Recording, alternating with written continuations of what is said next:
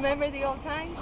In a photo op moment, Marco Rubio strolls into West Miami City Hall with his wife, voting early ahead of next week's winner-take-all primary. I mean, literally standing right outside in this sidewalk is where my career began in elected office, so it's an incredible privilege and honor to be able to vote for myself for president just a few blocks from where I grew up.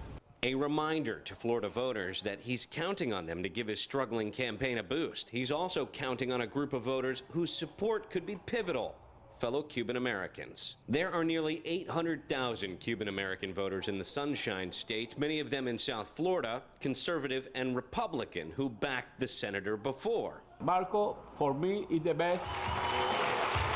Ted Cruz has also been playing up his Cuban heritage, his campaign opening 10 offices across the state, several in South Florida, and like Rubio, Cruz strongly opposes President Obama's policy to normalize relations with Cuba. But there's a growing divide within the Cuban American community in Florida, as shown by these recent protests in Little Havana.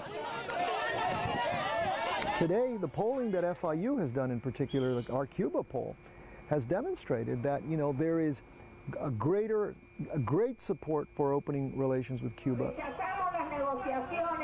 Especially among younger Cuban Americans. The older generation, however, supports isolation until Cuba sees internal change. The older Cuban, they don't really want to have the first community that came in the 60s and the 80s. I don't think they really want that interaction with the Cuban community. But the people nowadays, you know, the newest one that have come and young people this generation, I think they do. Those differences could open the door for Donald Trump, who has come out in favor of the new Cuba policy. A hard line with Cuba no longer a deciding factor for these influential voters. Joshua Plogel, The Associated Press, Miami.